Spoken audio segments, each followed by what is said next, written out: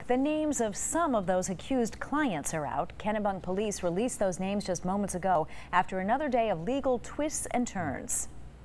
News 13's Brad Rogers continues to follow these latest developments. Brad? Well, Kim, as you say, Kennebunk police has released a partial list of names, the first people charged with engaging in prostitution in this case. And all of those names right now are on our website at WGME.com. Now, keep in mind, these are only names. There aren't any addresses or birth dates, and others people in Maine might have this exact same name. We also don't believe any of these names, any of these people, rather, are of note.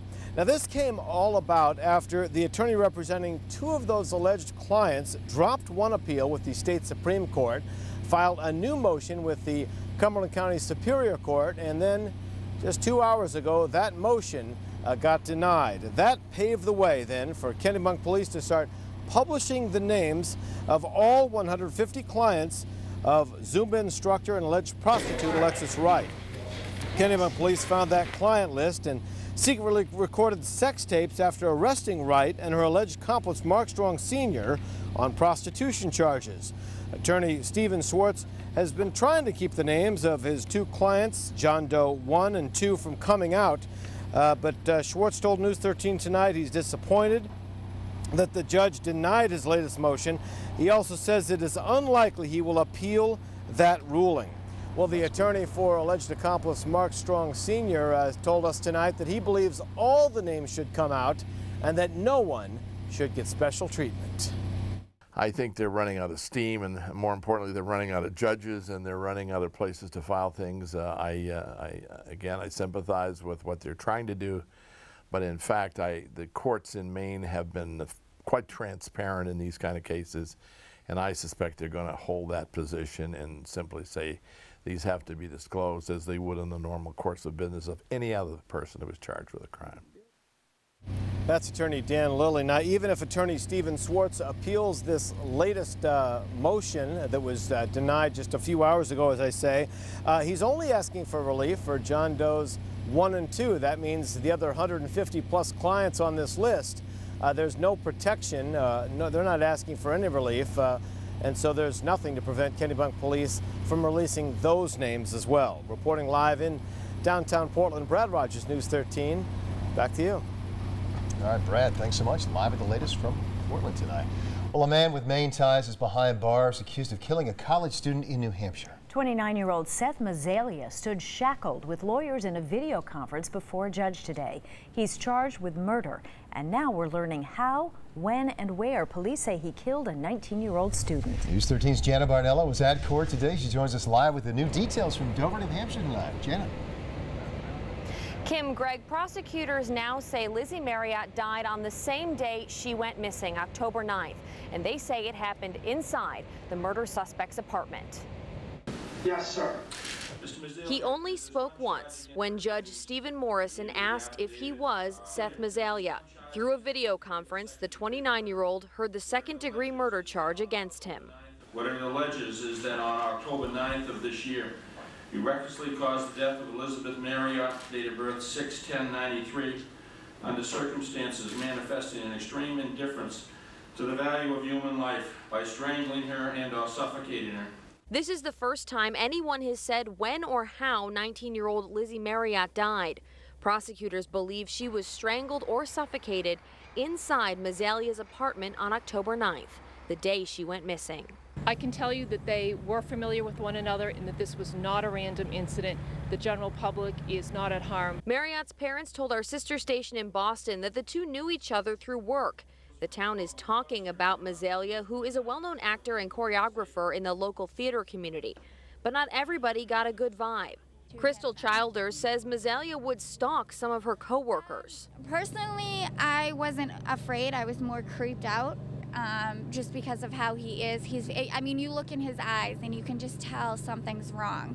Search teams still haven't found Lizzie's body. They continue to search Pierce Island and will continue to do so for the next few days.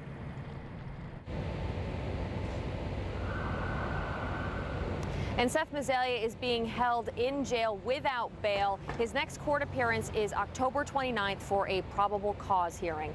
Live in Dover, I'm Jana Barnello, News 13. Kim, back to you. All right, thank you, Jana. Now, Mazelia, who reportedly went to Berwick Academy in Maine, did not keep such a low profile, as she mentioned, with his acting pursuits. He's featured on the website exploretalent.com, where he has a headshot along with his age, weight, and birthday. Mazelia is well known in that Seacoast theater community. Some colleagues say they talked to him just as recently as Friday, one day before his arrest for murder. Portland police say they're looking for the driver who hit a boy on a bike and then took off. It happened Friday afternoon, just before 3 o'clock on Congress Street near the Bramhall Fire Station. Police say the driver pulled out of a nearby alley, struck a 13-year-old boy on a bicycle, then took off. The victim's injuries are not life-threatening. The driver is described as a tall, thin black man in his 20s with a passenger fitting a similar description. They were in a light-colored sedan. Witnesses are asking you to call police. And police say they caught the man who robbed a Lisbon market cashier at knife point last week. Take a look at 21-year-old Brooks Nodden. Police say a Lewiston officer recognized his car and pulled him over on Friday. Lisbon police say they found a knife in his car and they're trying to determine if it was the same knife used in the robbery at Miller's Market on Route 196. Nodden is charged with robbery and is being held on $10,000 cash bail. An Auburn man is behind bars after police say they caught him in California. Police say 31-year-old Jamie Mondragon stabbed a woman multiple times inside a Brunswick apartment and that 3 small children were there inside the apartment at the time. Now, the victim's injuries were not life-threatening. The kids were not hurt. Police say Mondragon fled the state after the stabbing. They're now working to bring him back to Maine to face charges. Well, the largest privately owned yacht in the world is calling Portland home tonight, and the city is hoping to cash in. This ship is unique. The people on board aren't vacationing. They live on that ship. The World, as it's called, is a floating condo complex for the rich and adventurous. The ship has everything you need for a life at sea: a grocery store, a deli, tennis courts, a movie theater, and a library. People who live on board say the staff are amazing.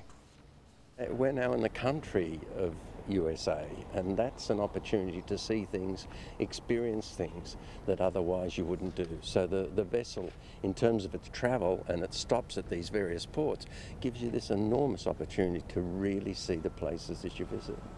Now, we're sure you're wondering, prices for a room on board the World start at more than $600,000 and they run all the way up to $14 million.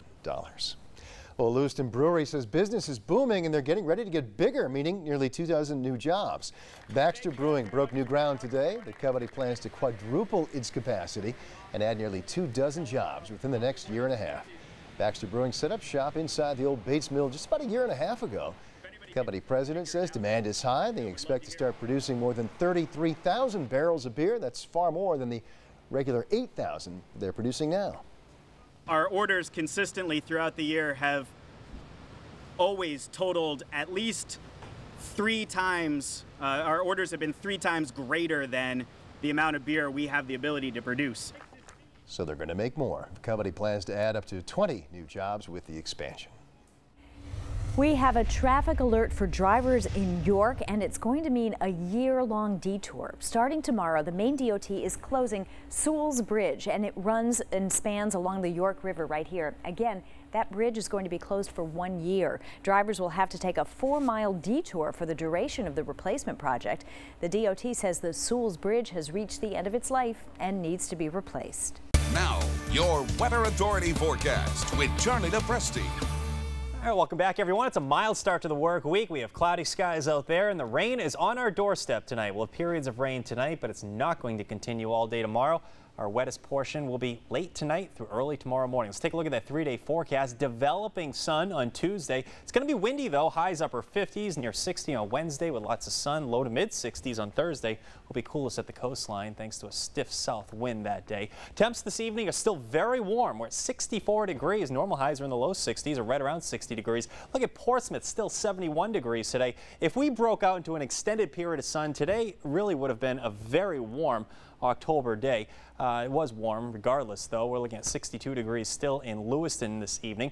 Overnight lows tonight will bottom out in the 50s and 60s. A far cry from where we were on Saturday morning. This is the scene up at Sunday River where it was cold enough. Well, yeah, they were making snow. So Saturday morning it was very cold with temps in the teens and 20s. I don't have any of that in the forecast over the next several days, but it's exciting to see the snow guns going for the first time. That up at Sunday River. I saw that they were making some snow over at Loon Mountain back in New Hampshire as well. Okay, we have some rain moving in tonight. tonight. That all associated with a cold front. You can easily make out the front. It's right in there. That front will be east of us by about midday tomorrow. So we are going to draw for this air mass with some sun making an appearance, but tomorrow will be a windy day. Out ahead of the front, we just have cloudy skies in place. This is the scene from our Augusta sky cam during the afternoon. Those are a lot of clouds, and that right there is a giant spider on top of our sky cam this evening. So Dave E would not be particularly thrilled with that one. We're seeing well, cloudy skies with some rain showers moving in. Let's zoom in where we have some of those rain showers tonight. All the activity right now is confined to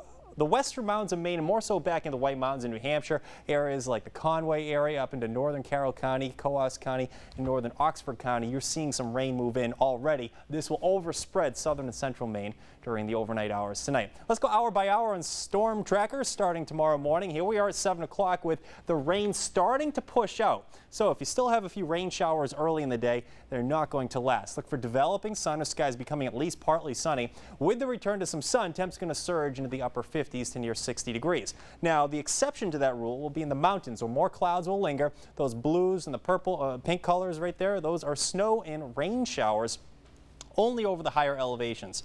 A quick inch or two of snow is possible over the higher elevations, generally 1,000–2,000 feet and up. Western mountains and also some of those notches could see snow showers tomorrow. Overnight lows tonight are going to be quite cool. Overnight lows will dip into the 30s. Skies will be mainly clear. Look for mostly sunny skies to return again on Wednesday. Wednesday looks nice. Thursday looks nice. And if anything, temps look to be slightly above normal. Highs on Wednesday, low upper 50s to low 60s, low to mid 60s return on Thursday. Overnight lows tonight will be in the 50s. A south wind turning over the west around 10 to 15, so it will become breezy tonight, and it's going to stay windy throughout the entire day tomorrow. If you wake up to any showers tomorrow morning, they're not going to last. Look for developing sun. Outside of the mountains, though, in the mountains, more clouds and rain and snow showers there. High temps will be in the upper 50s. Wednesday, Thursday look very nice. Upper 50s and low 60s will be warmest over inland communities. In fact, let's flip those numbers around. We're going to make a run at the mid 60s on Thursday. Our next bout of steady rainfall will be Friday night into Saturday. Right now, the first part of the weekend, or this upcoming weekend, is not looking as nice as the second part of the weekend. But as we always say on a Monday evening, just stay tuned to the forecast because you know that's going to change just a little bit. It looks like some wet weather will be moving in late week. It's just hard to pinpoint the timing at this point, obviously. Yeah, I'm happy to wait for that kind of news. We'll wait, yes. And we'll Maybe enjoy it'll a get nice better. midweek. Exactly. Fairly mild. Yes. Looks like for October. No major cool downs, exactly. Nice. All right, great, Charlie. Thanks.